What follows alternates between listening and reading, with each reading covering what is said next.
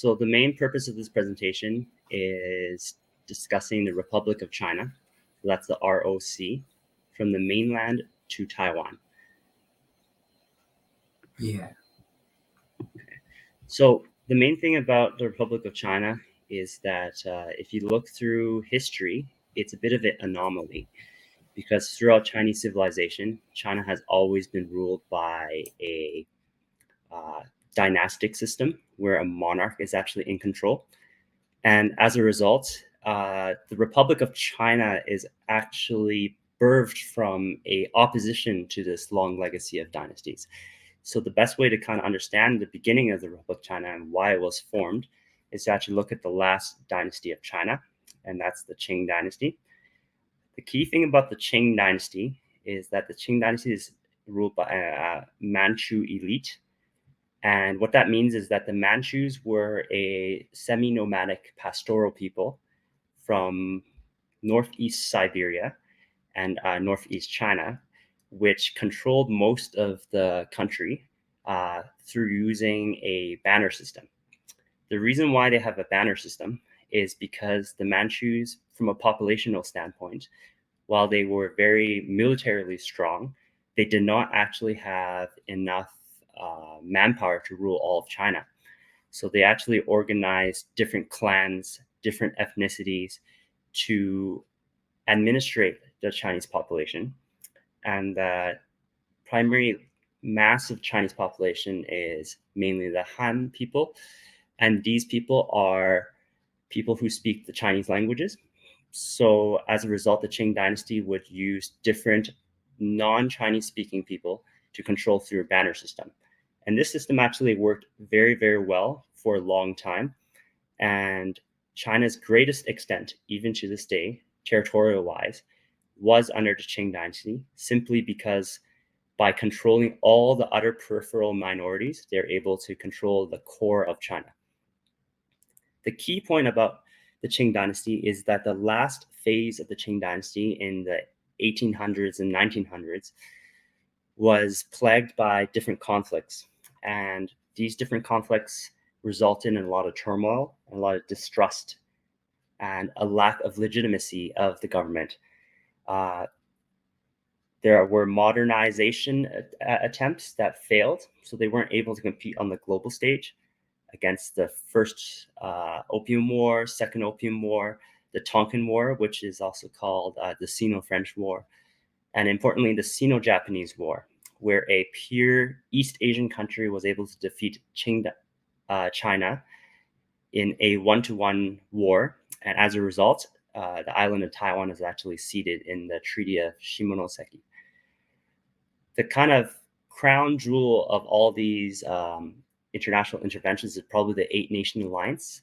This was a response to the Boxer Rebellion, where 8 nations intervened and were able to actually take the entire capital of Qing China, which is Beijing, without much conflict. And this really highlights the weakness against external threats. However, the blame can't be fully put on external threats because due to mismanagement and maybe a bit of apathy, widespread unrest resulted due to a lack of infrastructure and food transportation. So two main things that really catalyzed and increased the anger of the Chinese population were the widespread unrest. One was the Taiping Rebellion, which was the deadliest event prior to World War I. It resulted in 20 to 30 million people dead, mainly in central China. And this rebellion was sparked partially by religious convictions, but also due to collective anger. The second part is the Northern Chinese famine, which happened from 1876 to 1879. And what happened was there was a crop failure due to precipitation drought. And as a result, 9.5 to 13 million people died. The key thing to remember about this famine is that the food was probably there, stored in other areas, but due to lack of coordination and a bit of apathy for even the wellness of the civilian people, they weren't able to actually get it to to the peasants, and as a result, lots of people died. So to highlight it, Qing Dynasty was in its heyday, at its twilight hours, was really plagued by failure. So whenever the Chinese people looked at their government, they started to question: is this government really the best thing for us? Moving on from that, we need to talk about a very important figure. His name is Sun Yat-sen, usually in English, but he goes by many different names. Sun Zhongsan is one of them. But essentially, Mr. Sun, in 1866, was born into the Qing Dynasty of Hakka ancestry. He is considered the father of the nation by both sides of the political aisle. So both the ROC and the PRC do honor him as the founding father. And in some ways, to give some parallels for our Western friends, he can be almost seen as the George Washington of the Republic of China, because he was able to lead the country into kind of a new republic. But at the same time, he also holds the role of what the founding fathers would be, as in he was able to kind of conceptualize and brainstorm the entire concept of a Republic of China. And for somebody to have such a novel idea, it is quite interesting in that his ability to see the future of China actually stems from his studies abroad and his significant time living abroad. So at age 13, he was already sent to Hawaii, which was under the control of the US, to learn English. He also learned world history, and he also became a Christian convert. He moved back to China, and during the time of British Hong Kong, they were establishing the foundations of a university, and he was one of the few graduates in his year of the Hong Kong College of Medicine for Chinese. But a famous saying that he does claim is that when he was asked, why did you not practice medicine? He said that it's probably better to heal the nation than to heal individual people. So he went into politics quite soon. He went around to different areas, toured Europe, and actually spent a long time in Japan, honing his political thought and forming his ideas about what a republic would be. And he tried many different uprisings that ended up in his failure, but he kept coming back. He was always exiled. He was never caught. And because he was able to communicate very well in English and was able to discuss with Western political elites, he actually was able to sought shelter in different areas, such as London. The very important part of his idea formation was actually creating a groundwork about guiding principles for the nation. So he made the 3 principles of the people, for which he actually focused on different aspects that he thought would be essential and critical for the formation of a republic, specifically a Chinese republic. He founded a society called the Revived China Society. And while he was in Europe, he came up with 3 different concepts. One is nationalism, for which what he meant was the freedom of the Chinese nation from Qing rule. He also proposed the freedom of the Chinese nation from imperialist powers. The important part to remember is that his form of nationalism, while it was opposed to Manchu rule, was not a form of Han chauvinism. He actually wanted to make sure that there could be harmony, and actually proposed concepts such as 5 nations under one flag. And those nations would be Manchurians, Mongolians, Tibetans, Muslim Chinese, and Han Chinese. Second component is democracy. And from his interpretation, in order to have democracy, you need to have the power of politics in the hands of the people. And that must be first established by abolishing the monarchy and establishing a republic. Participation of people in politics was also essential as well. He did have ideas about elections, but he believed that the initial phase must go through a revolutionary phase before we can even establish the groundwork for it. And then the third point is welfare. So he actually promoted socialism to improve the welfare of the Chinese people. And what he meant by that was that the state has a role in ensuring the welfare of the Chinese people and cannot ignore them. So really, these three kind of aspects were formed in opposition of the Qing Dynasty, which we discussed earlier, because he felt that the Qing Dynasty could not achieve these three goals. And as a result, he needed to establish a new presidential republic with a constitution. And he actually specifically uses some of these concepts and words such as constitution and presidential republic because they were directly inspired from the United States framework, which he actually looked up towards. Any comments, Atreyo, or? Yeah, so I muted myself for the time being, but I think several points to Sun is that his or his youth phase was predominantly shaped during the Qing rule, and then the Qing rule at the final stages was where most failures of the rule or of the establishment really visible and reflecting into society very significantly. And then for his three principles, I think this is very important to understand how China, from the mainland perspective, but also from the island perspective, is shaped. And then I hand it back to you. Okay. Yeah, it's actually the one of the core concepts for which both parties, the CPC and the KMT, build a lot of their objectives for.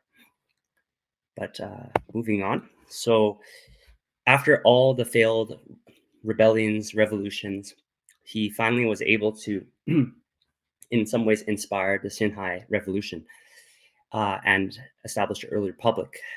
Interestingly enough, he was actually abroad at that time, and everybody was saying to Sun, "Come back. This rebellion probably is working." So he eventually did come back.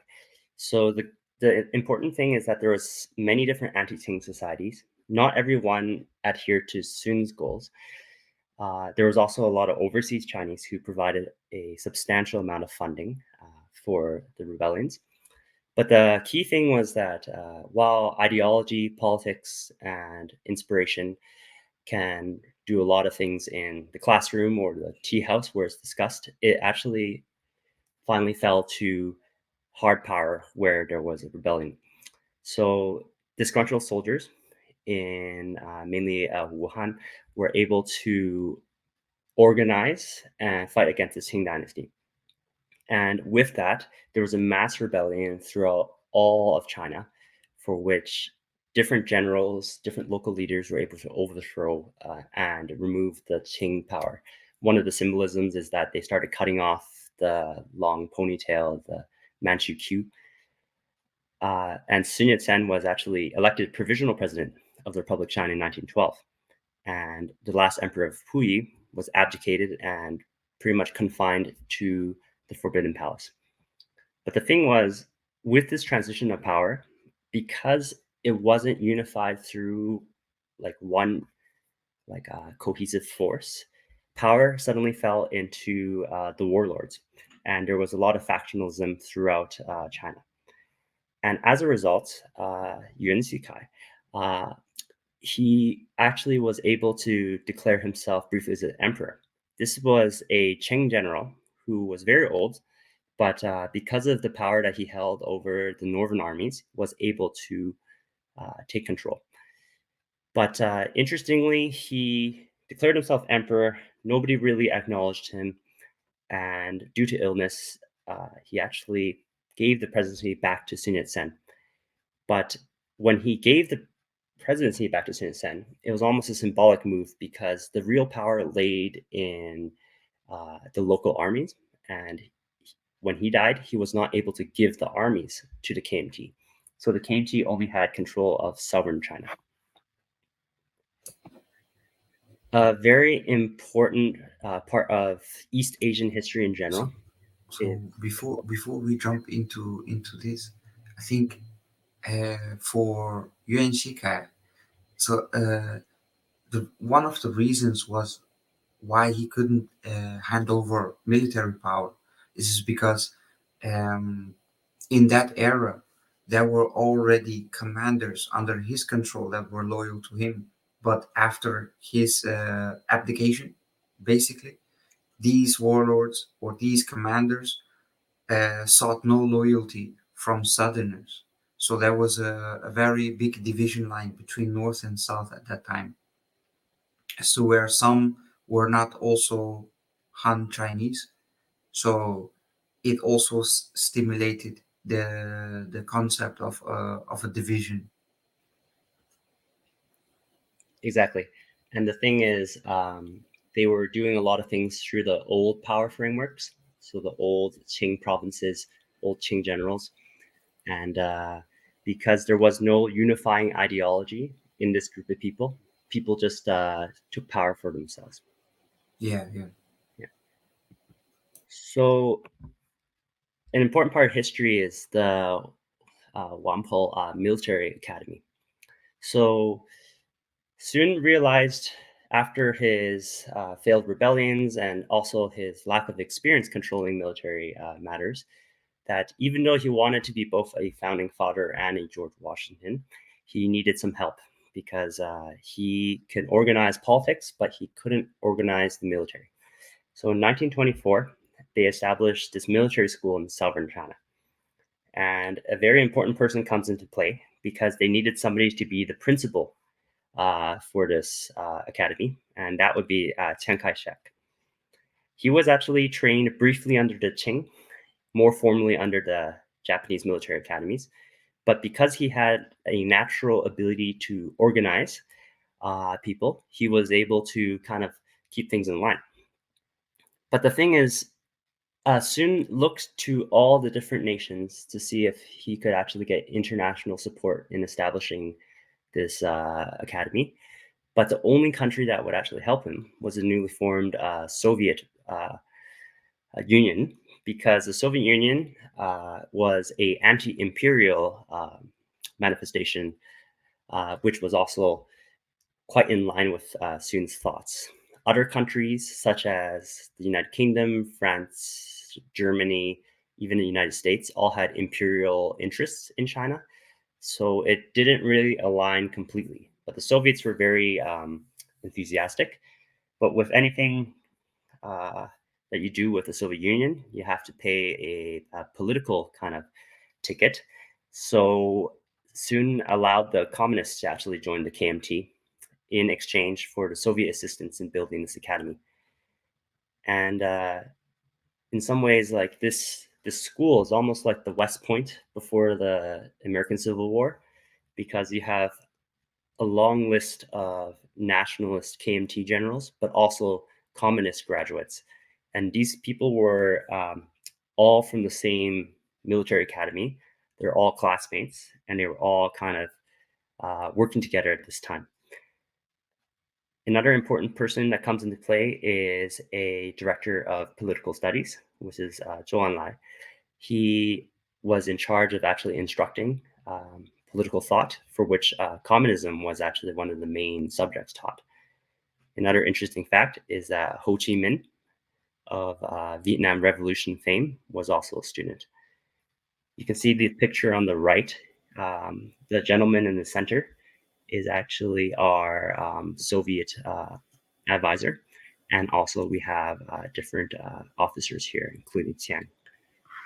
yeah. And then for Chiang Kai-shek, he was actually educated by the Japanese military, and for a period also served under the Imperial Japanese Army before returning to China. So, and it's a brief few years, but he basically was educated by the Japanese, and then the several other attendants who ended up coming to the Whampoa, but also the Japanese leaders who ended up becoming significant leaders in Japan. He had networks with or build up during that time, which we would probably also discuss later. Yeah. Of note, people start wondering why the Japanese were training Chinese political and military figures.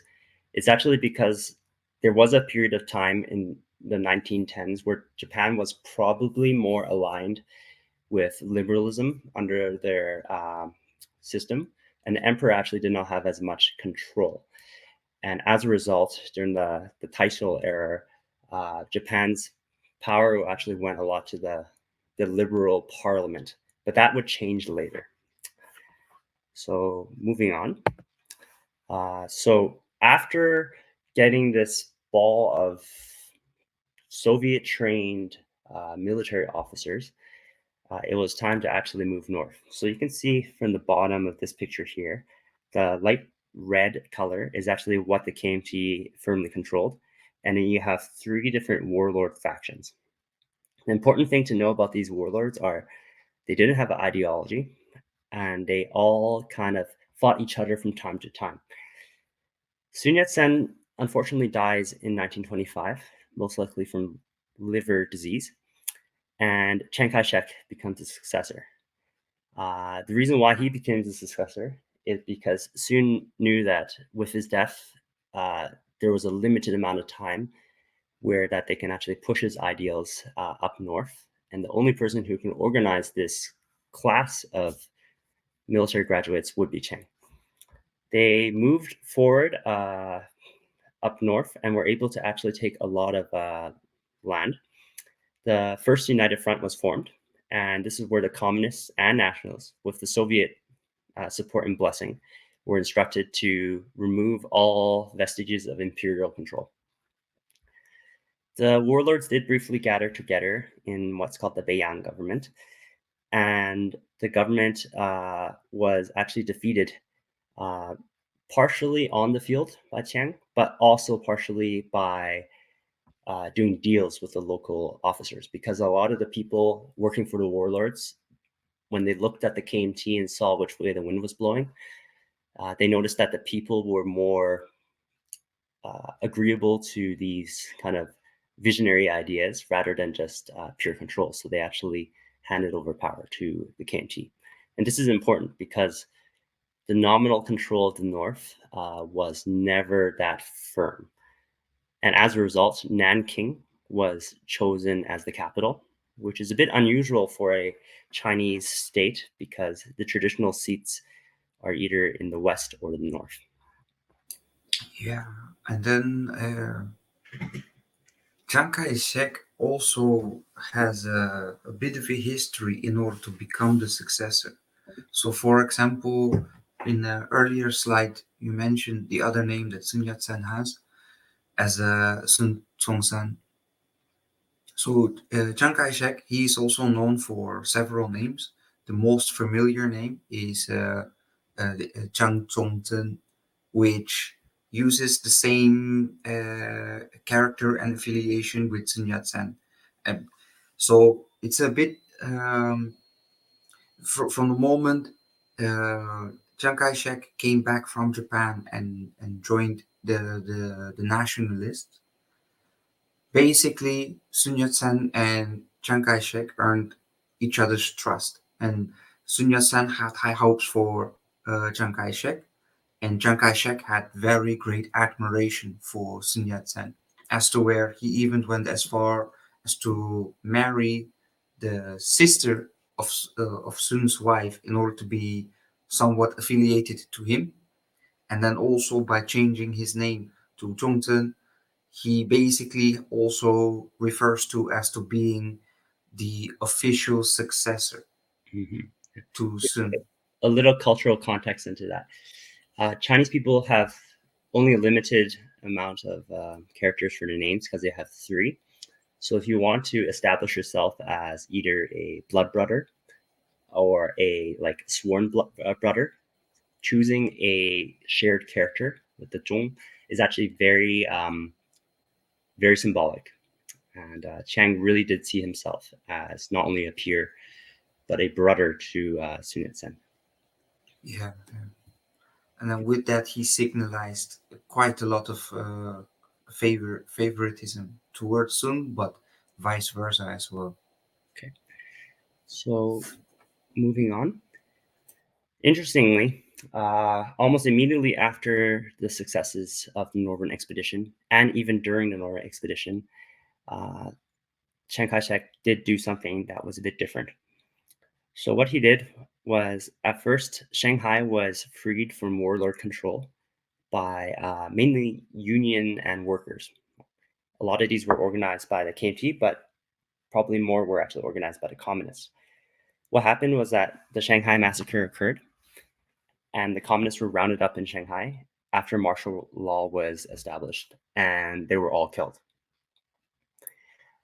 The other part is the First White Terror. The reason I say first is it comes into play in Taiwan later.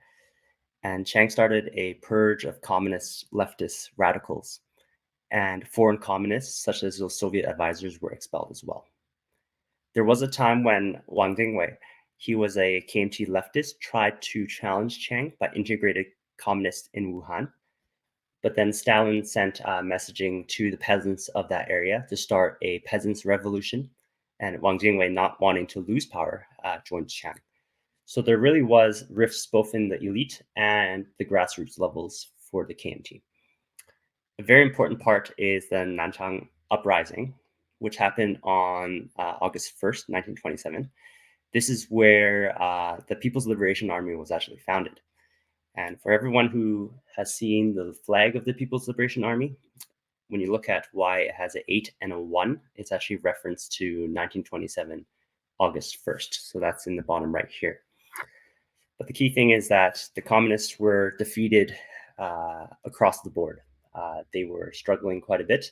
And after they were purged from the party, they lost a lot of legitimacy within at least the politics of the elite. So this begins the Chinese Civil War first phase. So from 1927, the communists actually declared many different Soviets in the south. As we said earlier, the power of the Republican forces was mainly in the south. This is actually where Mao Zedong comes from.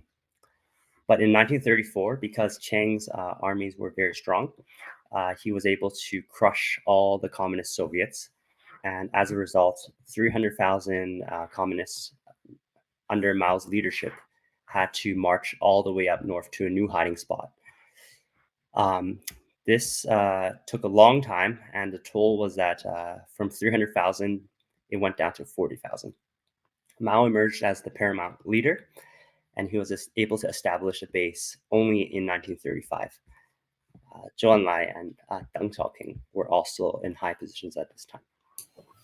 Yeah, so the Long March is always attributed as a failure to the communists, but in a way, you could also see that the Long March did help into the survival. So rather a sacrifice in order for later gains.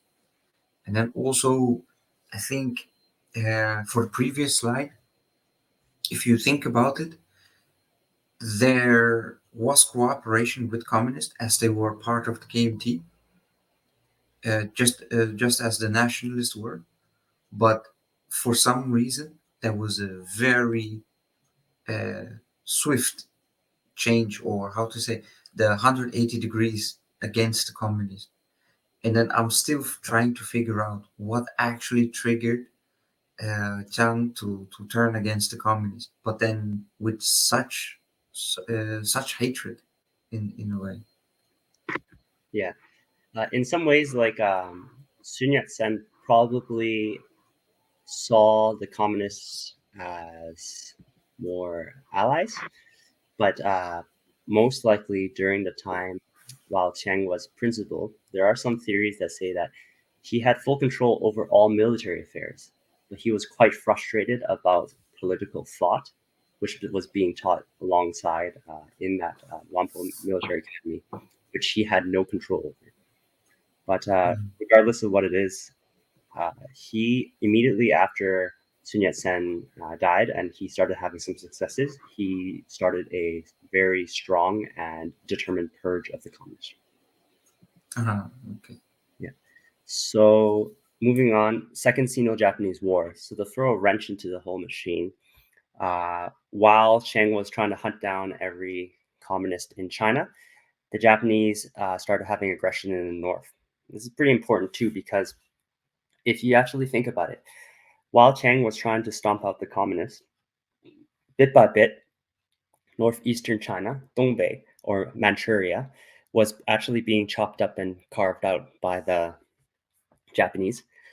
And it's very important, actually, because this part of China plays a very important role in how the Second World War plays out. So, as we mentioned before, there was three main warlords that controlled northern China. One of the very important warlords was Jiang Zuolin. So he controlled Manchuria, and he got a lot of his political backing from the Japanese. But because he showed a bit more independence than they wanted, eventually the Japanese decided to assassinate him with a bomb. This killed him, and as a result, his power actually fell into his son, Jiang Shuling, who we sometimes call the Young Marshal in English. And as a result, northeastern China fell under Japanese rule in the name of Manchukuo, where Puyi, the Manchurian emperor, was actually restored.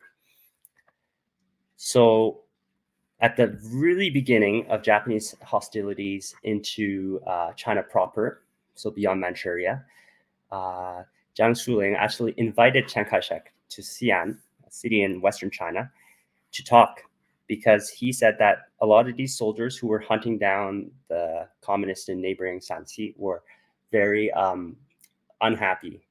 The soldiers were saying that they didn't want to fight Chinese communists.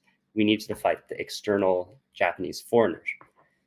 And he pulled a very bold move, which probably changed all of Chinese history, in that he kidnapped Chiang Kai-shek and then released him after very, very long negotiations, where he actually promised to cease hostility against the communists. So he was able to change Chiang's mind only with force. So a lot of people before Jiang were telling Chiang to focus on the Japanese, but it was only him, the young marshal, who was actually able to put this into action. And under the threat of possible harm, Chiang Kai-shek had to pivot. And this is where the Second United Front forms in 1936. Yeah, just as a side note, actually, is that Chiang Kai-shek used to have a superstition towards the north of China as to where it needed to be defeated and conquered in order to be successful as a ruler of China.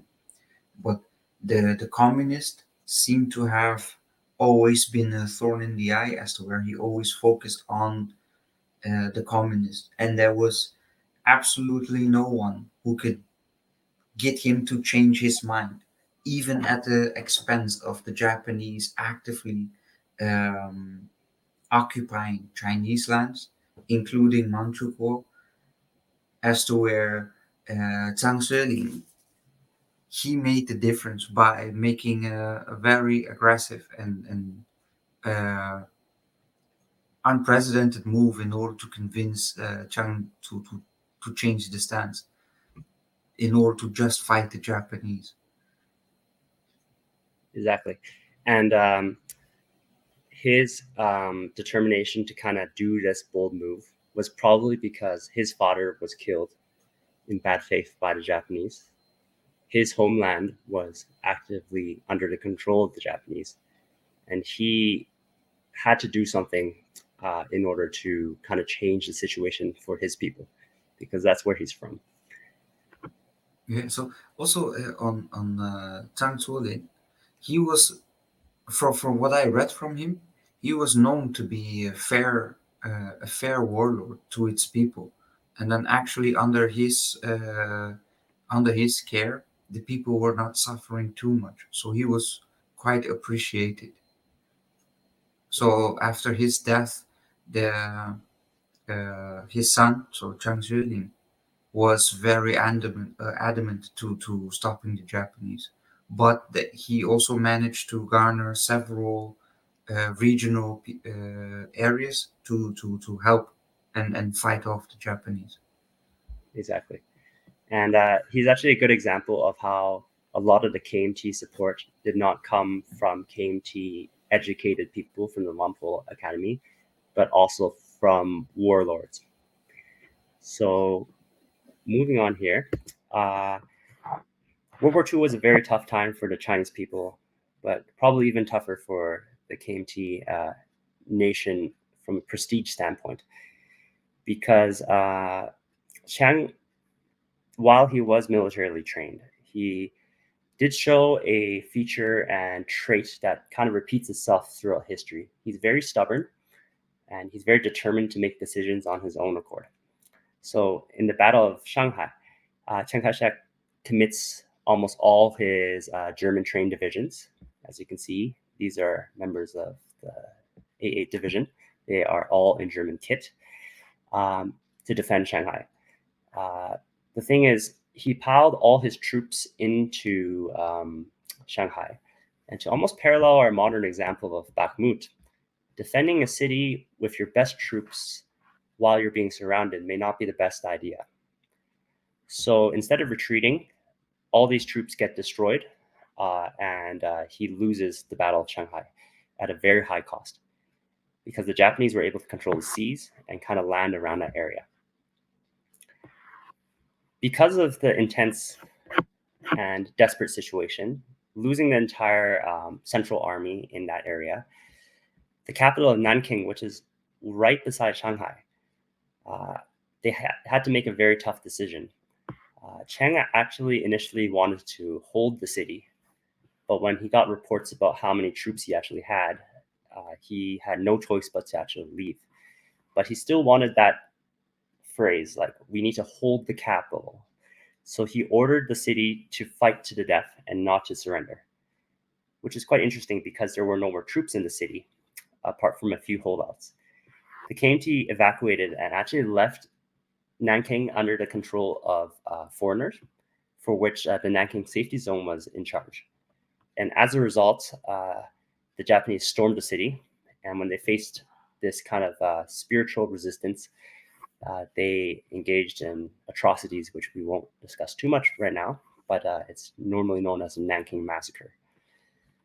But you can almost imagine this, like the capital of your nation is abandoned by the troops. The people are told to resist, and they're unable to, and are massacred as a result. It was quite a message towards not only the people in the Chinese army, but also the Chinese people. And this kind of resounds to this day. Yeah. So 2 points actually. So Chiang Kai-shek as a general, even in his early days, he had quite a temper that was notorious or infamous.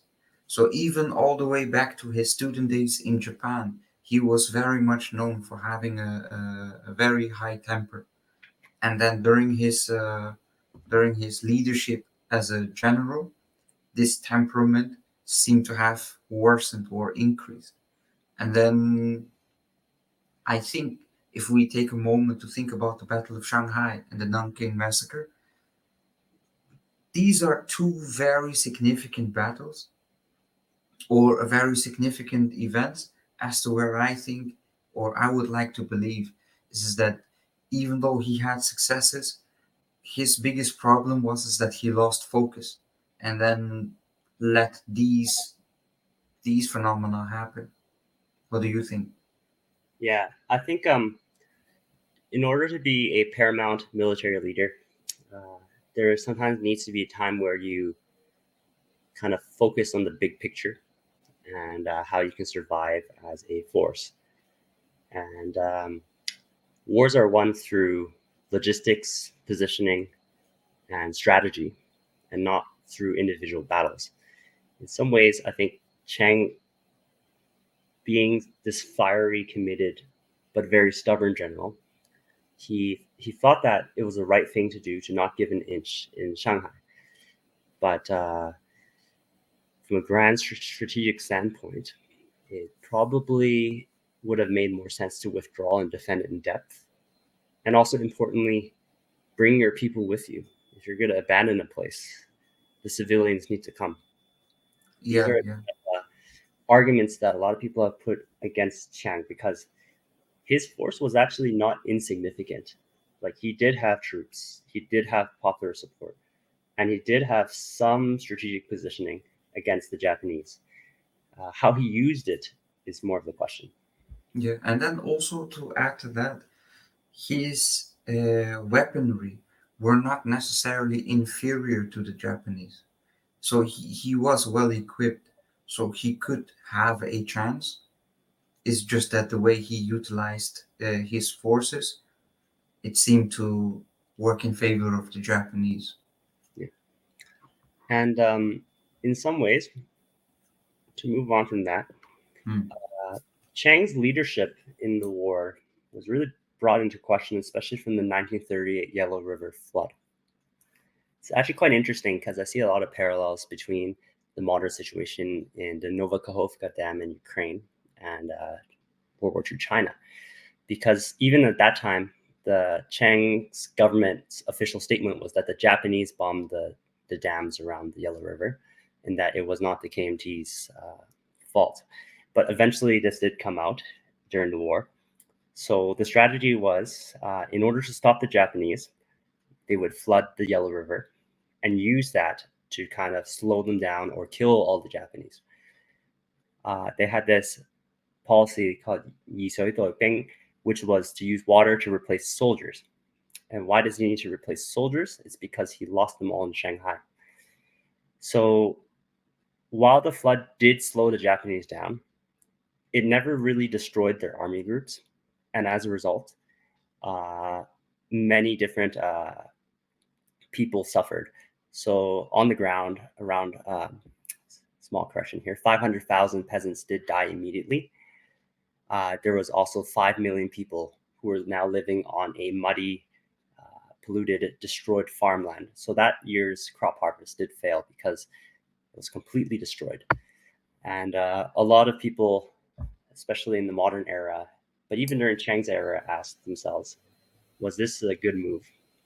And did this actually play to the loss of support in the North China Plain? Yeah. So the Yisui Taiping is, I think, or in my opinion, this was the worst move that led to his loss of favor. It's because the Yellow River has always been a very symbolic river, and then in the past we had conversation of how symbolic it actually is, as to where it is a bit of a sacred river.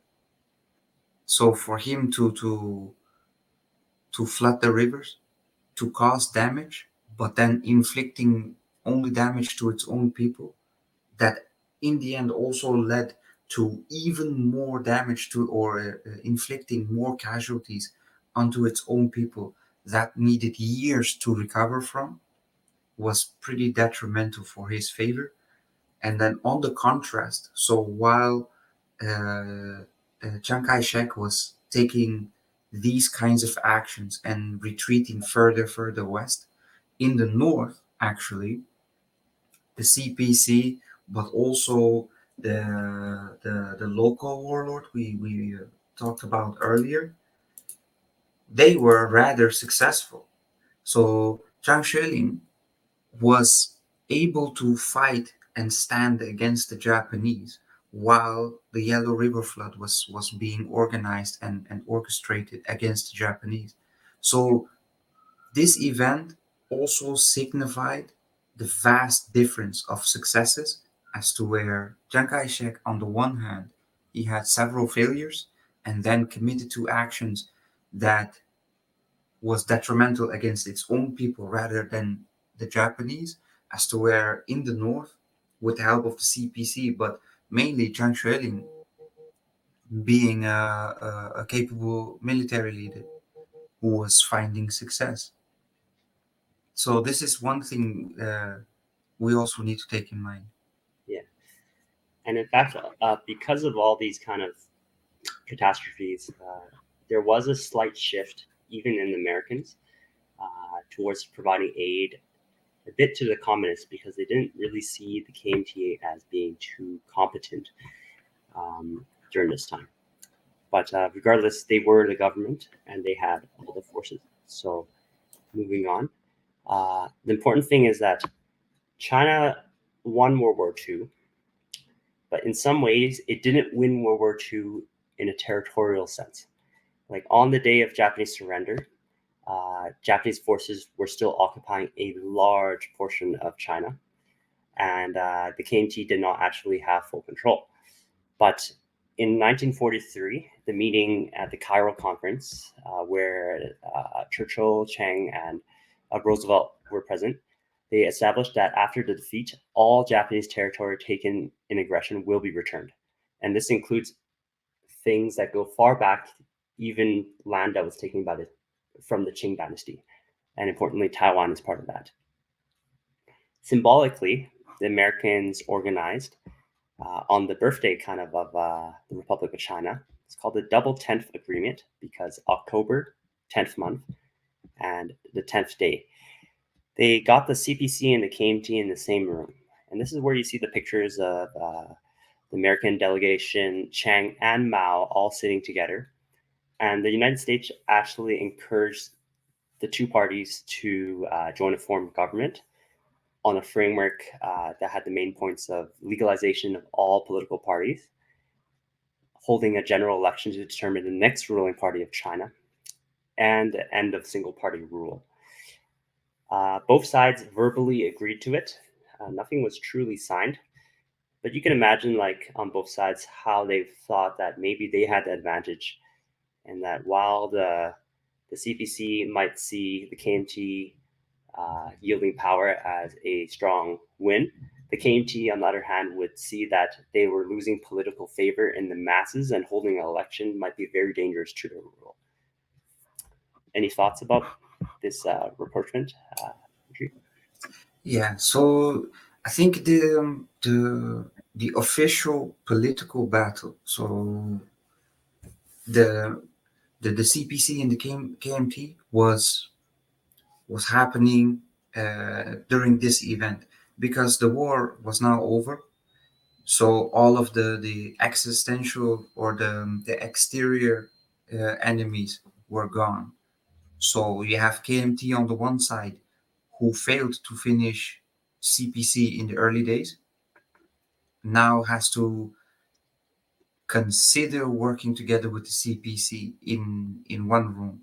I think this was the last time Chiang Kai-shek and Mao Zedong met each other in real life, if I remember correct.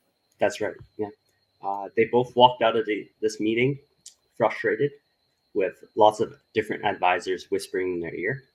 And the United States wanted a peaceful China to be reconstructed, much like the Marshall Plan. But the Chinese Civil War in the second phase soon kicks off. So in 1946, pretty much the next year, people had to pick sides. So the US backed the KMT, the Soviets backed the communists.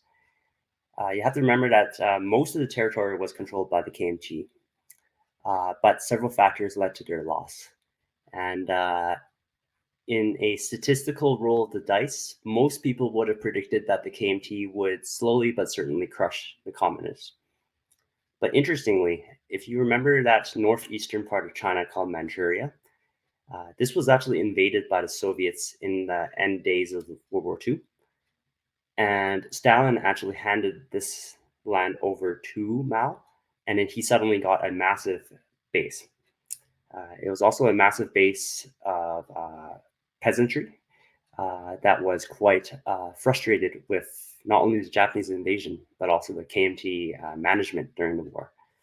So lots of different people started defecting over to the communist side because the communists were at least seen as a different party that deserved a chance because the KMT already had their time and did not perform well, especially in northern China.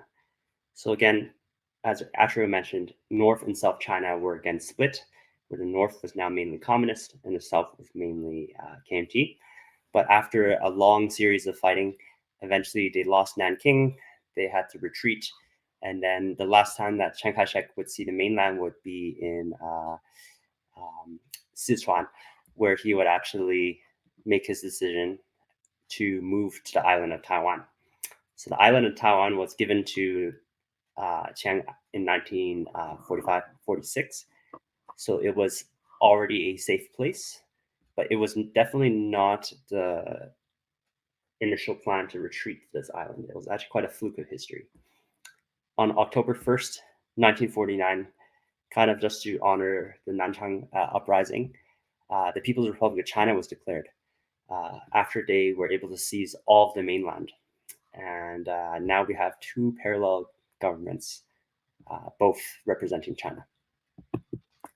So I would just like to hand it off to Atreyo to talk about the Republic of China in Taiwan, because you can almost kind of break it up. The Republic of China in the mainland and Republic of China in Taiwan are very different entities, but they do have a shared heritage. Yeah, so taking over the Republic of China. So I think from this point on, I will keep referring to the Republic of China, and then there where I think it's significant, I will mention it, name it as Taiwan. So moving on,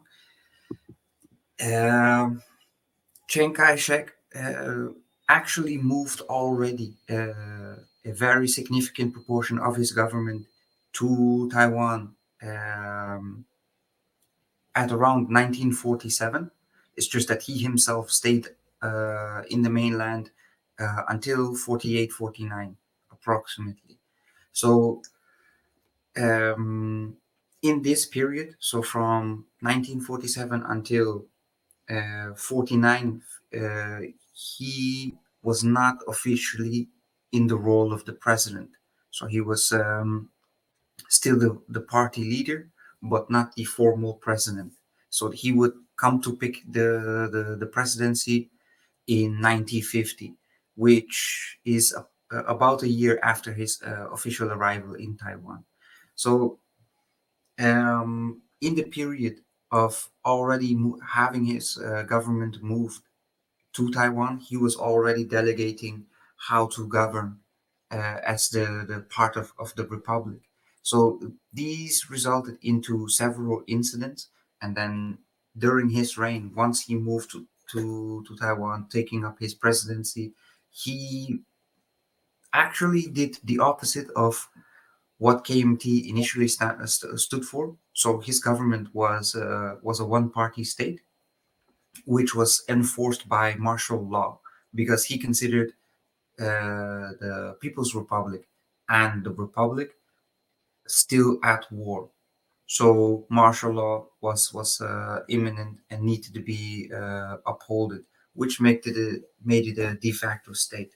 So several significant incidents with the February 10 to 8 incident, which is ignited in 1948. This resulted because the Taiwanese didn't really like the arrival of the KMT initially, and then also the stories from the mainland traveled to to Taiwan.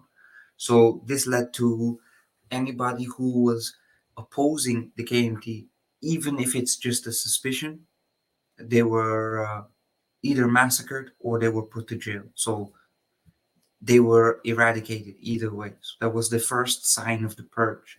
So after the full settlement of the ROC in Taiwan, there was very strict rules and regulations into how culture needed to be expressed and how language was needed to be educated. So the government actively suppressed local cultures and then also forbade the use of the common languages, which were the Hakka and Hokkien. And then also used the media and education to realign Taiwan and its people to become Chinese. So Mandarin became the standard language. In the process, so for I think about 30 to nearly 40 years, in total there were 140 Taiwanese, 140,000 Taiwanese in prison. Many of them found death in prison, either way by prosecution or by starvation, because the regime was actually quite strict and imposed several um, punishments, which included death. So from this, moving to the next one, we see a very authoritarian rule coming out of Chiang Kai-shek, and this is where we also can see how he appreciated himself as to when where he died. He built himself a mausoleum, but also a memorial, which is also supported by the KMT, that led to a lot of magnificence. So his death came in early 80s, if I remember correctly. And then the build of his initial house, which was in Taoyuan, uh, that reflected or that was built after his original mansion in Zhejiang. So he called it the Zuhu. That got reorganized to function as his mausoleum, which is still able to visit today. And until 2017, it's no longer guarded by the military. So now it is two ceremonial guards that are given by the local county, in this case, Taoyuan. So moving to the next slide. Yeah, just a comment about that. An interesting thing about Chiang Kai-shek's legacy is that wherever he builds monuments to himself, he always makes it a point to make sure to hang Sun Yat Sen's portrait around there. Ah, But yes. yeah, but Yeah, he yeah. does have himself like up front in this almost, I believe, Imperial. imperial kind of seat. Like this tomb, like there was no warlord or leader after the Qing Dynasty that has a tomb of such almost Qing grandness, right? So Yeah. So that's one of the reasons I wanted to add it to the slide, because from from my experience, and because I visited these sites, so I will admit it looks really magnificent from the moment you enter to the heavenly gates onto the garden of the mausoleum or the memorial. It is really impressive. The details. So for the people, the way it is set up and the way it is designed, it is this is very imperialistic, as to where the middle part of the staircase is not an actual staircase, because that's where the dragons are represented. So it's an imperial fashion, as to where all of the other grandness is very unique to him. I think even Mao Zedong has a smaller memorial than Chiang Kai-shek. So it feels very imperialistic. exactly. So Yeah. So on to the next slide, which is maybe we should I should have added the death of Chiang Kai-shek later, but anyways, the Republic of China. So even when Chiang Kai-shek moved to Taiwan, his territorial claim was still over all of China, including the Qing territories. So that means that the the Qing Dynasty, until its full extent, was what the Republic of China was officially claiming. So if we look at the modern day map, that would include um, Mongolia, some parts beyond the Amur, which is modern day Far East Russia, and then also the Buryat regions and parts of the Lake Baikal. And then to the south, you would also include parts of Burma and India.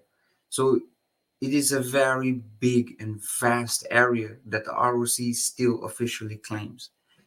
Until recently, Mongolia has been ratified, so it will no longer be part of the ROC considerations. But it is the other regions are still claimed by the ROC officially. So not as Taiwan, because Taiwan is the island which is part of the Republic of China. But all the others, so in this picture, you can have a very clear picture of what China completely is, or what Republic of China completely is.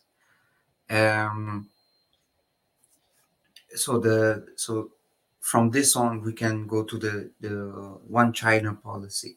So actually, the One China policy has several approaches. So from my understanding of it, there is an ROC approach, a PRC approach, and a US approach. So the US policy had actually favored the PRC for strategic purposes, but then also from economic purposes, because until 1970s, the ROC was still an acknowledged entity. And in this meantime, the PRC didn't want to acknowledge the ROC as the legitimate government of China, simply because the PRC, they are in the mainlands and the ROC is not.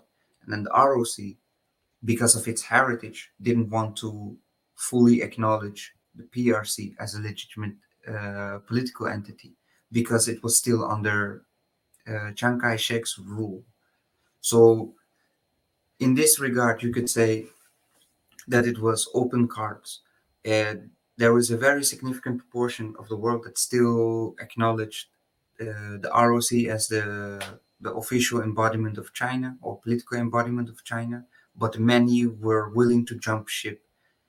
So the US made some uh, made some agreements with both PRC and ROC in order to change the dynamics, because in these conditions the US was unable to do business with China, and politics was very complicated in this era.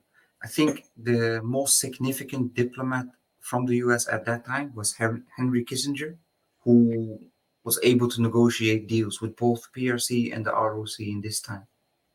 So moving on, Yeah. or you have any input, Shu? Yeah, small point. Yeah, you can almost see like how the Republic of China, which is the government in Taiwan, still sees himself as one of the governments, uh, like the government that can control all of China.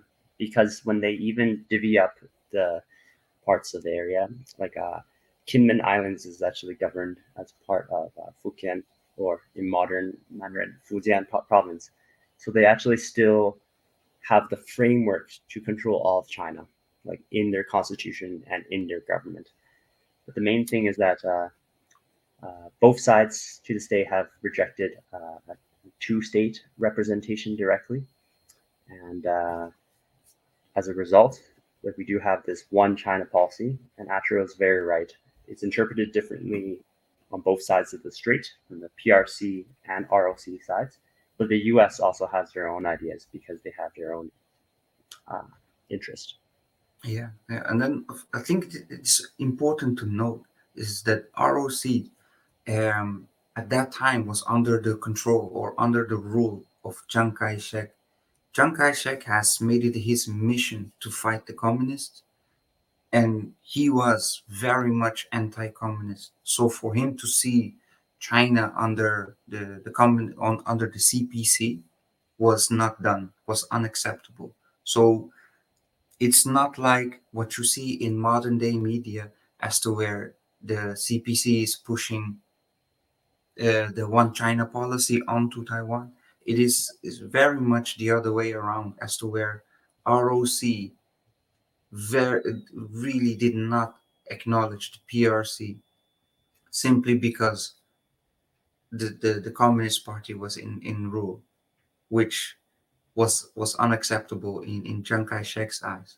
as to where the US was actually the more moderate in this regard or in this era, because the US simply wanted to open up the business in China. Exactly. Um,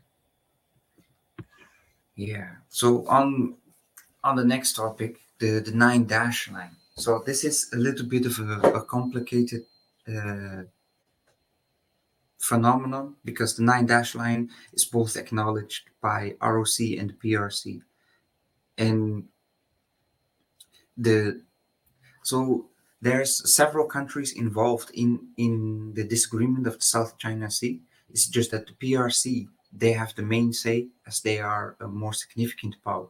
The problem is that the ROC, which is present day Taiwan, they have not ratified any claims on the South China Sea. So technically speaking, what you see in the nine dash line in the second picture, so in the the writer picture, is that both ROC and the PRC claim the South China Sea, which is within the nine dash line. So, in the only thing Taiwan would be able to do is to ratify this claim, and therefore there are conditions that is going to be met that is unfavorable to Taiwan. One of them meaning stop being China, which I think is very unlikely and maybe a fantasy. What do you think, Shu? yeah, I think it's like this point is just to bring up the fact that it's really complicated, Yeah, because if we go back, you can almost see that ROC wants to claim all of this historical legacy. But because the two governments are split, if you made a move to kind of change what you used to claim, then you almost are walking back on your original vision for China. yeah, And, like even if one believes that Taiwan's strategic position would be furthered by supporting the U.S. interests in the South China Sea, you can almost see that their hands are tied politically, like by like the legacy of their assertions and claims as well. So yeah, it's a yeah, very complex area, and you can almost see like that.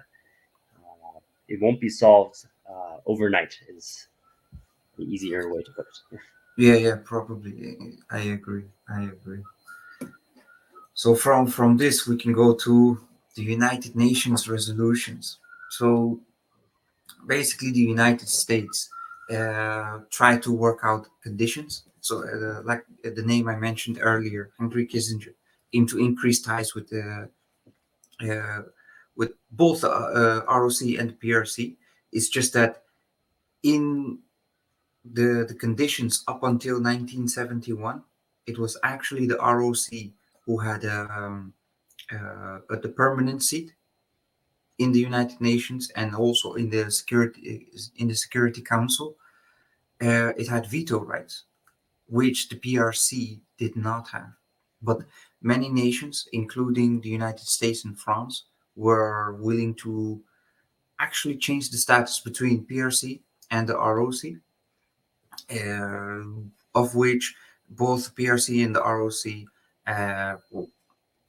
both rejected the two state representation.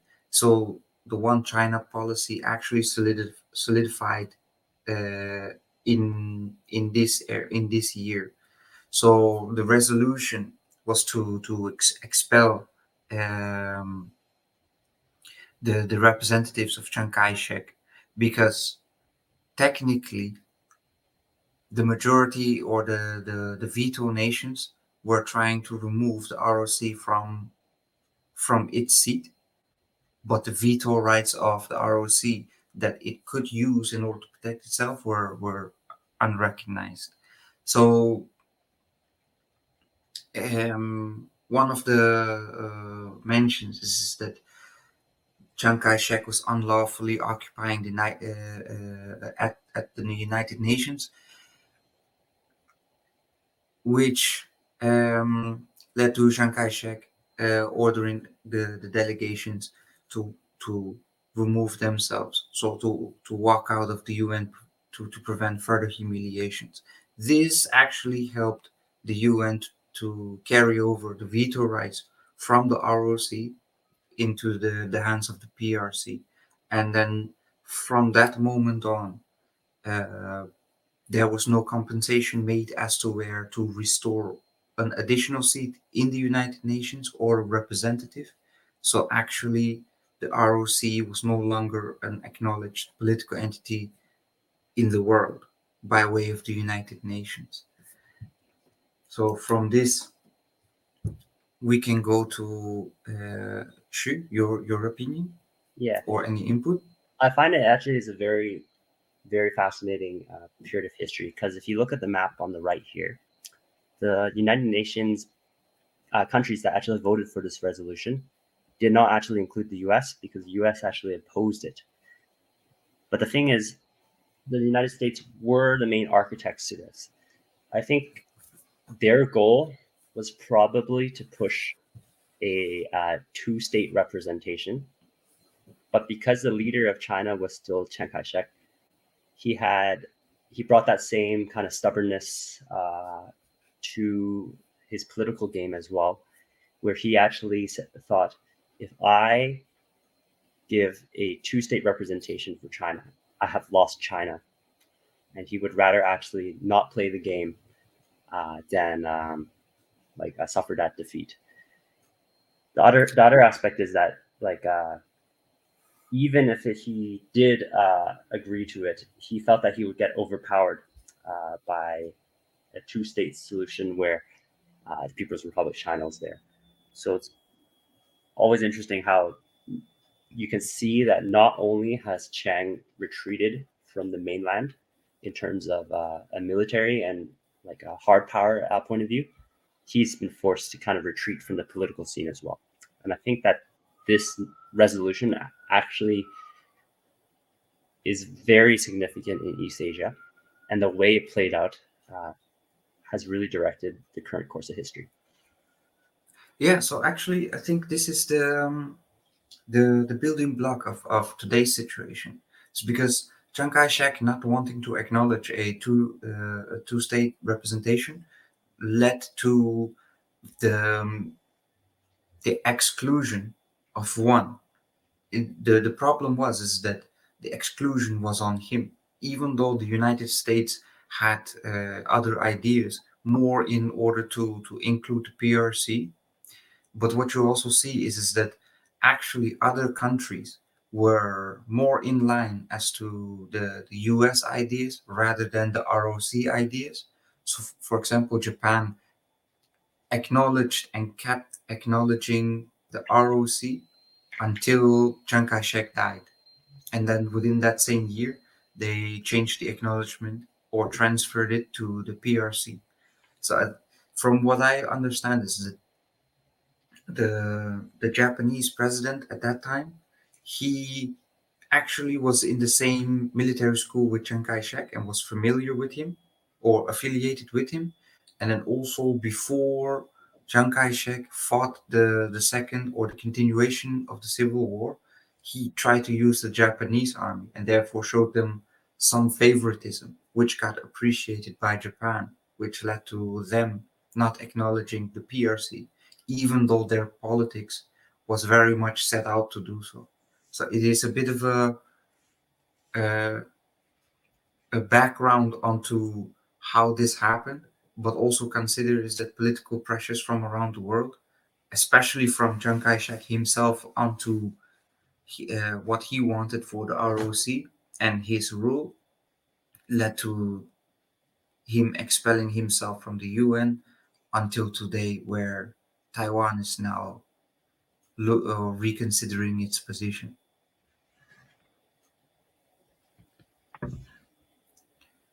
Yeah, the dreams of retaking the mainland. So, moving on to another topic, is that actually um, before the UN happened and also afterwards, there has always been thoughts and plans for retaking the mainland. So, in the process, so from the moment Chiang Kai-shek moved to Taiwan and his government followed, or actually the other way around, Chiang Kai-shek has always laid out plans to prepare a war against the mainland. And with that, the defeat of the CPC. One of those moments was actually during the Korean Wars, where he had a plan to invade China again or invade the mainland by several factions. He did this in order to also solidify once he lands to have a base and partners to work with. He kept in contact with the Muslim leaders of West China, particularly Xinjiang, Yunnan in the south, and then also Qinghai, of which Yulbars Khan was promoted to general in order to keep the Islamic insurgeries continuing against the CPC rule and have it as a destabilizing factor. Also, um, the Qinghai general, I remember his name was Lima. Fact check me on this. So he kept loyal under Chiang Kai-shek because during the Civil War during the World War, Chiang Kai-shek moved his governing capital uh, to what's the name Chongqing, and also during the Civil War he stayed in Chengdu, which both are in Sichuan, which is in the western regions of central China, which where he kept contact with several Muslim leaders like Lima, but also Yulbars, um, that he kept supplying and also kept funding in order to keep insurgencies going against the CPC, of which he would use that as a pivot to make an offensive from the island to the mainland again. So the financial aid and supporting the insurgencies from the ROC against the CPC continued to at least 1962, which was the last plan of the invasion. And after that, it is a little bit hard to find any other data if support for the separatists, which are they called now, is continued. So moving on. Yeah, I think Oh, the main thing is that in some ways, the KMT moving to Taiwan was never thought to be a permanent yeah, yes. situation. When they first arrived on the island, it was thought to be a time where they could regroup, modernize, and find an opportune time to strike back. And yeah, they kept a lot of contacts within mainland China. Yeah, yeah. So actually, it's a very good point. And then with these contacts, what you see is that North China and a very big proportion of Central and East China, they were in favor of the CPC.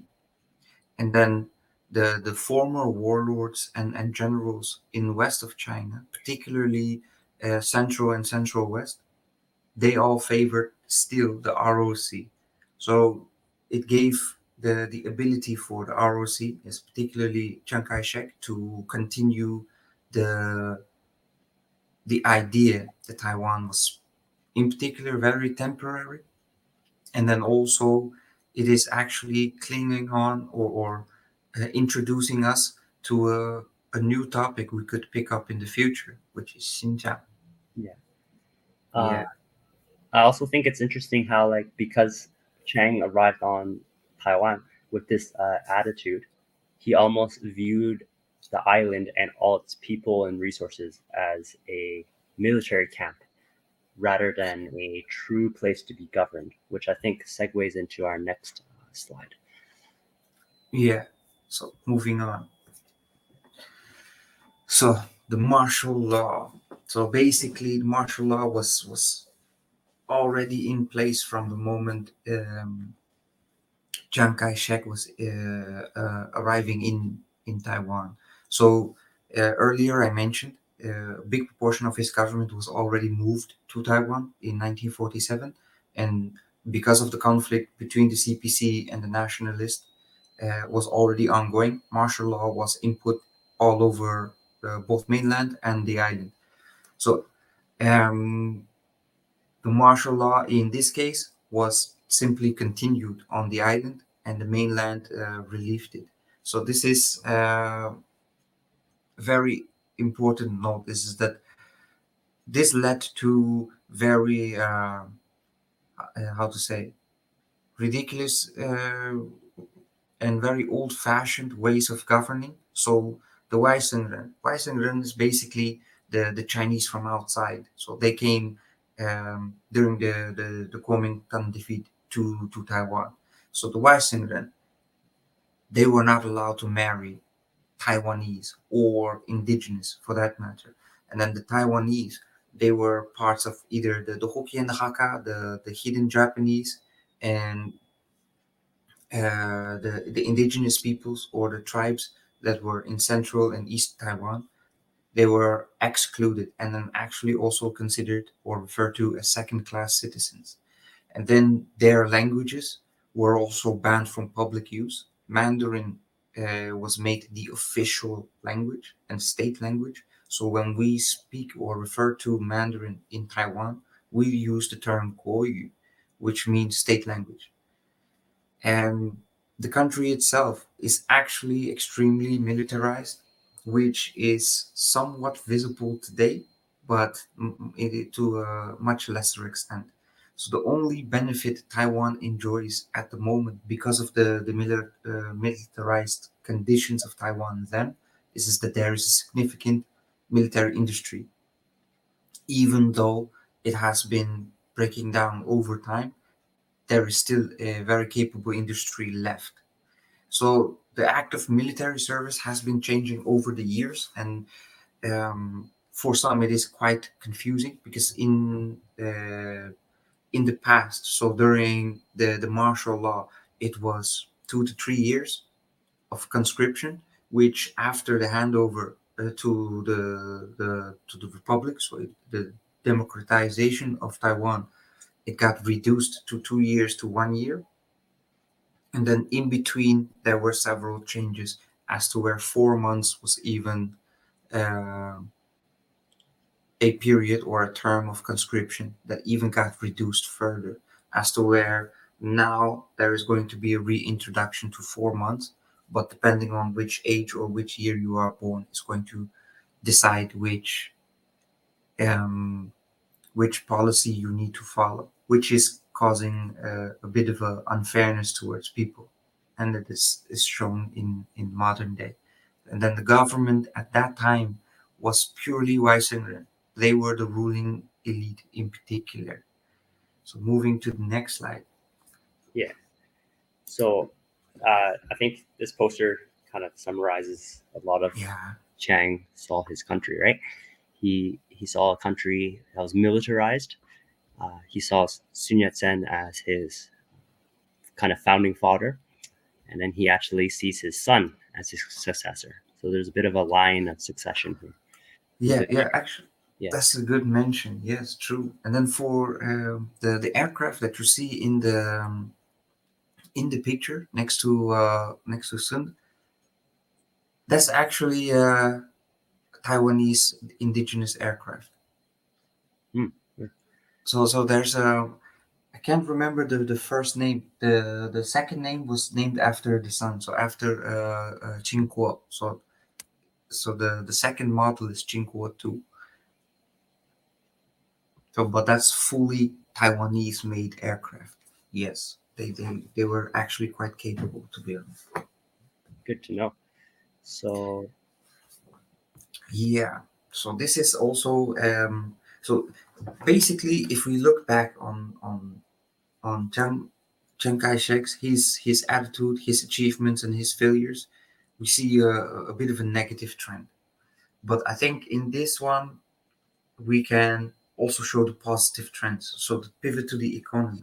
I think this is where he shined the most and found actually quite some successes. So one very important moment or realization for him was is that he realized his mistakes and failures, and then in his memoirs he mentioned that the failures in the mainland was not particularly uh, failures because he was a bad general or a bad leader, but he just simply tried to follow Sun Yat-sen's ideals of tridemism, which Xu explained earlier. So the three principles, and his failures was recognized, where he made a pivot to fix some of his ideas, and this was all predominantly translated into the economic sector, where he promoted a mixed economy of which state and private ownership should both be allowed and cooperating. And then he promoted a 9-year free education, which he found important to stimulate stimulate science, and also the how to say, the local education from the people. And then with that, the measures actually generated quite some success. So the economy from late 70s, or actually early 70s, had already saw a significant increase, after where there was a slight dip in the 80s.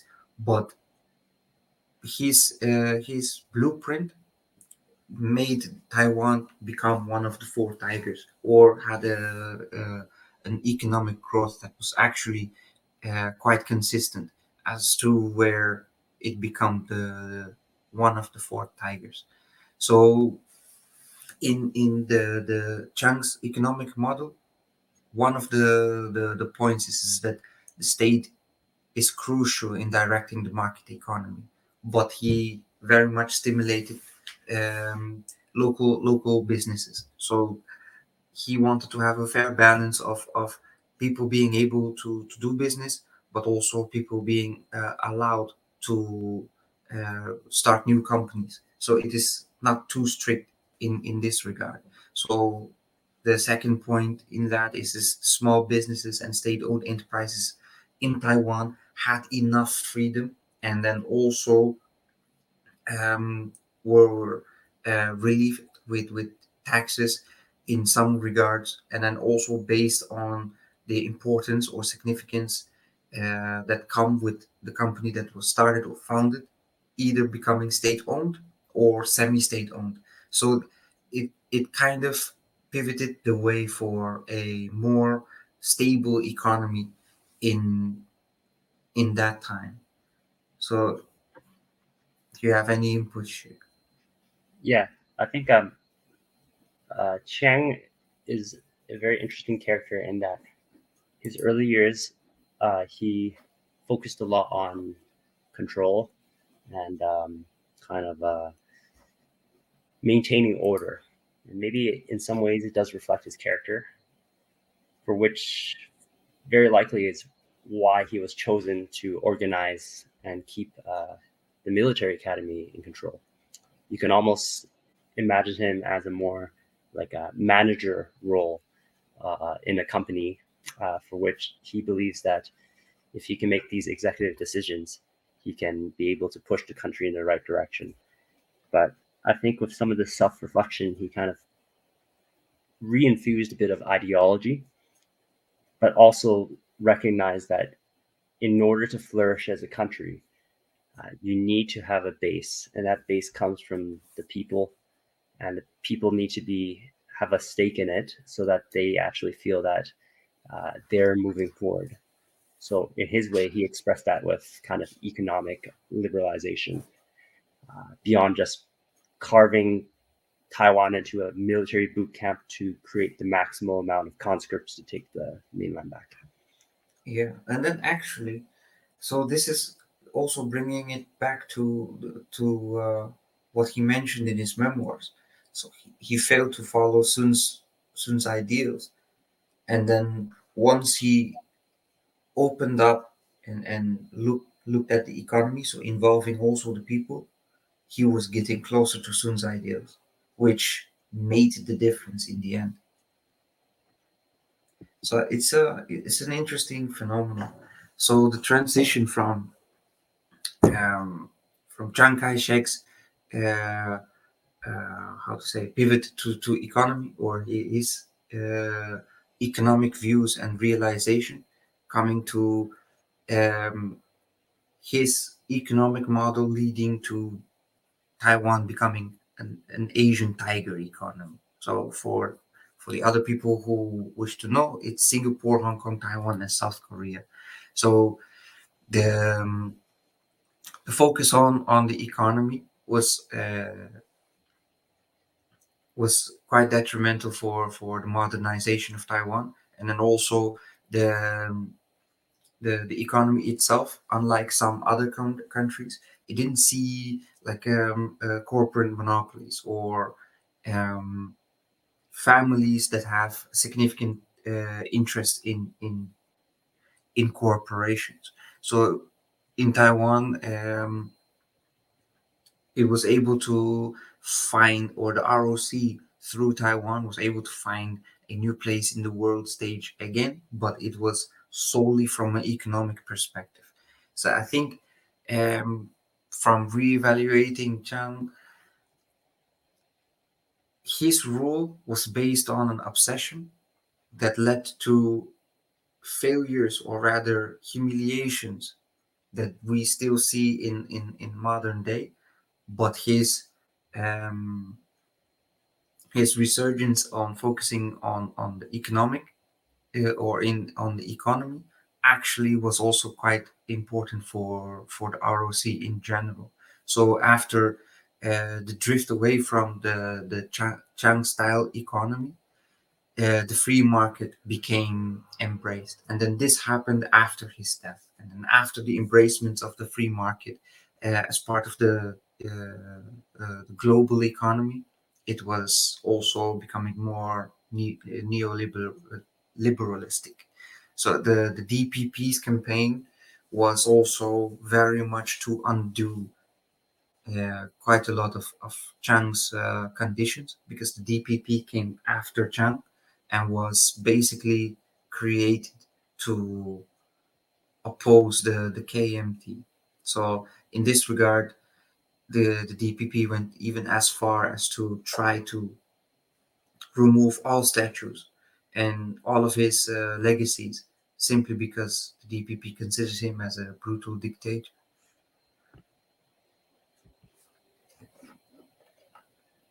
So moving on to Chiang Ching-Kuo. Oh, actually, the I think I mentioned it before. So Chiang Kai-shek in Taiwan is referred to as Chiang Tong-ten, just for reference. So yeah, Chiang Ching-Kuo is is the only biological son from Chiang Kai-shek. It's quite interesting.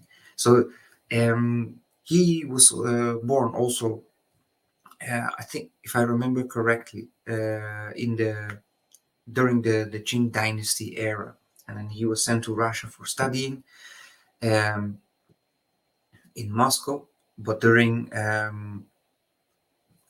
some changes in China, Moscow actually detained him, or Russia, the Soviet Union, detained him, where he was sent to I think somewhere in Siberia to work on the in the iron mines.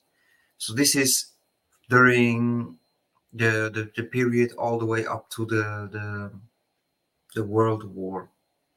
And then after returning, uh, Chiang Ching-kuo, because he was educated in Russia, his father didn't always have faith in him, but once in the during the World War, they co-worked with each other, and the faith was kind of restored, and trust was also kind of restored, as to where once they moved to Taiwan, Chiang Ching-kuo was actually being named the successor for Chiang Kai-shek after his death.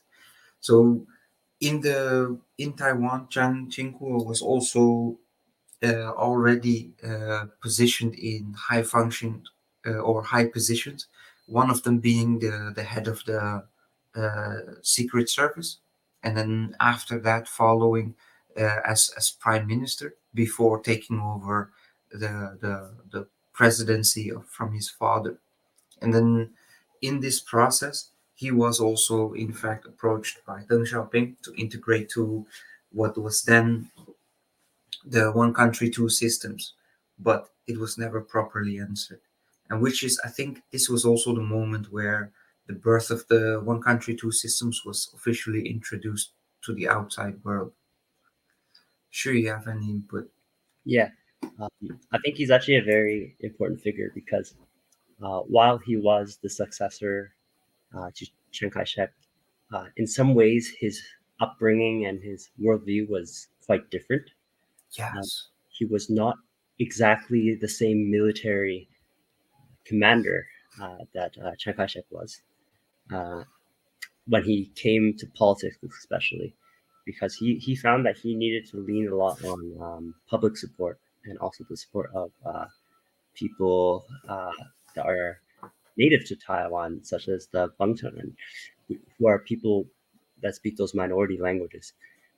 And I think he's very pivotal in that he did two key things. The first thing is that he ended the martial law, and the second thing is that uh, he paved the future of the island in that while he did entertain some of Deng's proposals, before his death, he never actually implemented any specific policy to it. So dialogue was reestablished with the People's Republic of China, but at the same time, there was this plan to roll out open elections. So modern Taiwan is kind of a reflection of his groundwork because he's kind of hedging his bets on all sides, but making sure that the people on his island came first. Yeah. Yeah. Also to mention, I think one of the important factors was that he never entered the military. So he never had a military ambition like his father. So the strictness was was significantly less, and then on the other hand, he had a more diplomatic approach to things. I think this was also more in his character that differentiated him from his father. Hmm.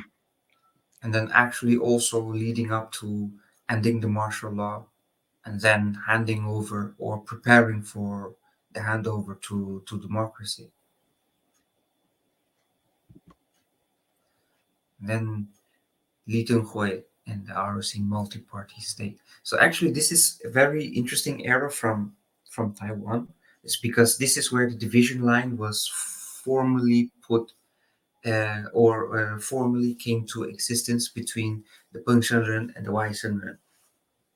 So basically, the Republic of China under KMT was very much a single party state. It was also quite authoritarian at the same time.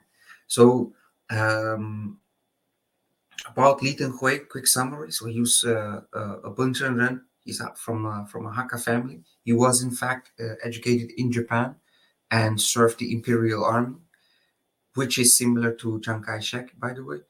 But university education, he went to the US and then came to join the KMT, and then in the process being one of the first Pengshengren.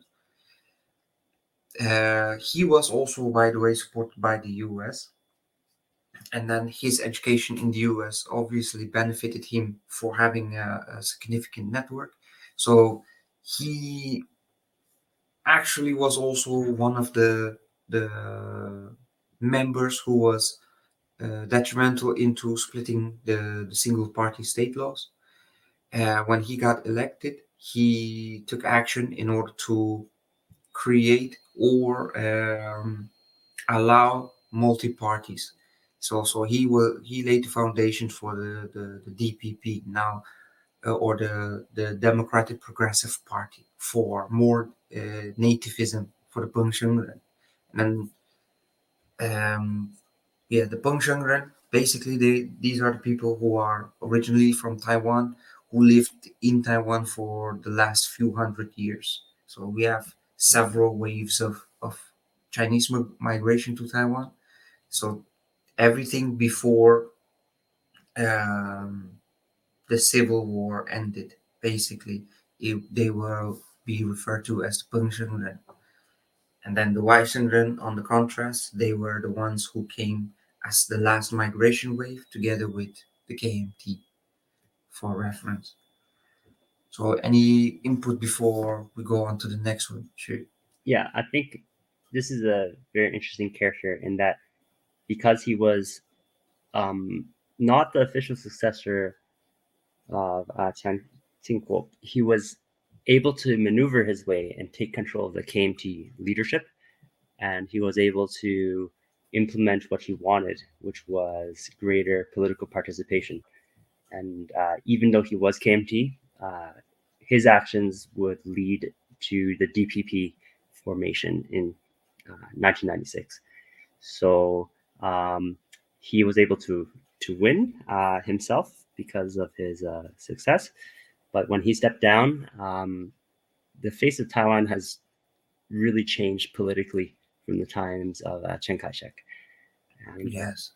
So after him, um, I think the political leadership, but also the how to say, the political landscape was never going to be the same, or can no longer be considered the same, because after he stepped down, it was considered the modern era where KMT and the DPP were openly fighting each other, and in between there was even space for independent parties, which was unimaginable in the past. Yeah. Yeah, man. Okay. So the current situation. So first, for the modern era, Taiwan has become a quite significant economy, and it has developed itself quite well. Even though on the island itself, we do see a phenomenon that is not necessarily favorable to everyone, but in general, the country is moving forward, is developing quite nicely, and it's modernizing quite rapidly. One of the very significant industries that Taiwan possesses is obviously the semiconductor industry, or actually microchip industry. Um, what you sometimes hear is the silicon shield. So I work in the semiconductor industry, and I actually think the silicon shield is irrelevant because there are manufacturers over the world. Many companies can do what TSMC can do, but that's maybe another story. So for Taiwan to stay relevant, I think um, the most important thing is that Taiwan needs strong political leadership who can actually navigate between China and the US, and at the same time protect its economy. As to where the chip manufacturing industry is still very much important to Taiwan, and actually also quite important to the rest of the world. So if something were to happen with this industry, there will be an aftermath up to a certain degree. I won't say it's going to be extremely significant, but it will have a bit of an impact. But I think there is much more to Taiwan's tech sector than just the semiconductor industry. We should also look at other companies like Asus, Acer. There used to be HTC, which is no longer a big player, but they actually had um, quite significant achievements. There is also a smaller industry or manufacturer. It's also not a small player on international stage, which are altogether um, important for both Taiwan and for the world to have. But as to call it a silicon shield, I think is a bit too much. Do you have any questions? Sure. yeah, so the point of kind of putting this slide here, I think, is mainly that this one slide, I think, is almost how all of the West looks at Taiwan today. right? Yeah. It's almost like this is the only thing that the people of Taiwan are, not even the people are usually ignored, that this is the only relevant aspect of it. And maybe in the eyes of like some American economists, this may be the case. But if you kind of look backward to everything we covered, like from the formation of the Republic all the way to like the modern era, Mhm. the Taiwan situation is much more complex than simply a place that happens to be very good at making chips that everyone wants, right? Yeah. So, So in this regard, I think the that what we covered today is kind of a bit kind of like the foundation or the way today's world has came to shape, rather than what we see today, as to where everyone mentions the chip manufacturing. Taiwan is much more than that, and then the conditions have nothing to do with the chip manufacturing. China recently produced their own high-end chip, so this industry is very dynamic, very adaptable. Maybe we should not use this as an excuse as to where Taiwan is only capable or only useful for this, because that actually conditions people that Taiwan is fragile, and then therefore um, you are more inclined to start a conflict with it. So I think this is something we should avoid. Taiwan is much more than just a chip manufacturing island. yeah. So I think you can almost kind of look back in Taiwan's history or the Republic of China's history. Like, while it may be oversimplification to break it down into four pivotal figures, but Yeah. during the period that they did rule, you can almost get a very different Republic of China in each one, right? So I can speak about Yat Sen. He is this founding figure, created the political spirit, but also the guiding principles for which both descendant republics, the People's Republic of China and the Republic of China, uh, follow, who handed it over in a very tumultuous time to Chiang Kai-shek, who not only ruled all of China at one point, but also due to his decision making and kind of the, the, the circumstances and how fate played out, uh, eventually resulted in the Republic of China, the KMT, retreating from the mainland, but also retreating from the political sphere, only to kind of bounce back in this newly reshaped form. And then Yeah. Atreyo about Chiang, Yeah, no, no, go. yeah, So, yeah, yeah, and then Chiang Ching-Kuo, who is supposed to be the successor, being a very different person, probably both from character and upbringing, especially during his time where he was interned working as a laborer in Russia, was able to refocus more on the people. And then eventually, I think a very good example of kind of the thoughts of the people within Taiwan would be President Mr. Li Teng-Hui, who was able to kind of change Taiwan's political sphere.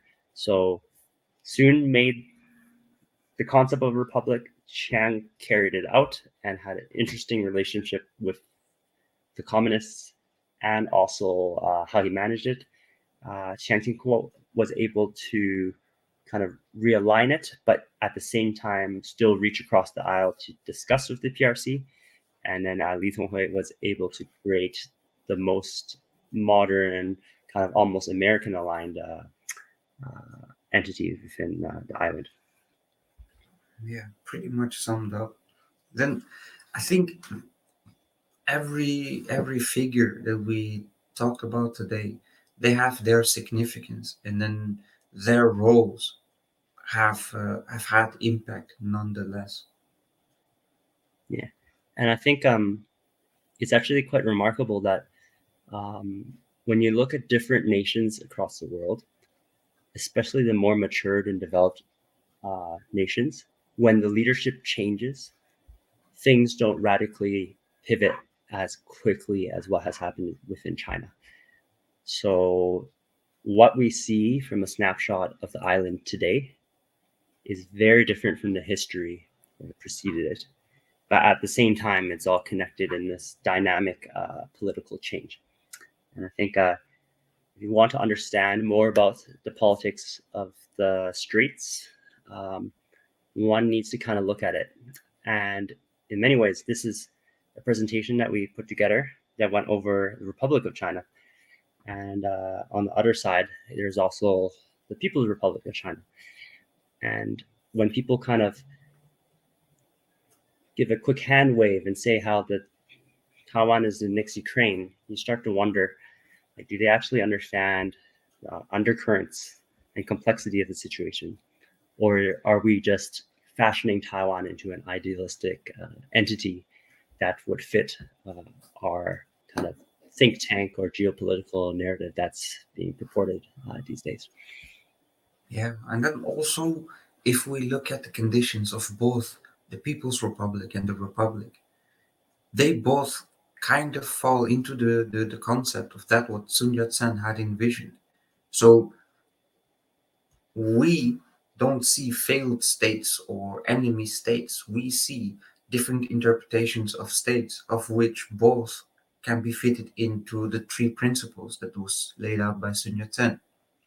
So I think in order to understand the events that are happening between the mainland and the island, we can start here, but then also we need to look at every individual of what has happened up until now, and then of which, if you want to understand either the Republic or the People's Republic, we also need to understand how the Republic got shaped and what Sun was actually trying to achieve, which is visible in both mainland China and Taiwan today. So I think we cannot just copy paste an idea from one nation somewhere in Europe and then paste it here somewhere in East Asia. So I think, yeah, it's in order to understand, we need to investigate, and then from the investigation, we learn. All right. So I hope that today's talk was informative. And remember, Defense Politics Asia, in our Telegram group, we always do have these excellent discussions. Atreyo and I often have these talks about East Asia, and we thought that maybe would be the time to share it to everybody else. So we hope that you continue supporting DPA, and especially make sure you guys subscribe and like the Wyatt videos. likes, because Wyatt works 24/7, and he should definitely be commended about bringing a different perspective onto world geopolitics. And today we just wanted to make sure we talked about defense, politics, and Asia. So thank you. Yeah. Thank you, everyone. And then for reference, this is probably the most organized discussion that me and Shu had with each other, as to where we usually deep dive into a discussion and then just explore. So hopefully in the future you will join us in the explorations. So thank you. Like and subscribe. This was Defense Politics Asia. See you on the next one. All right.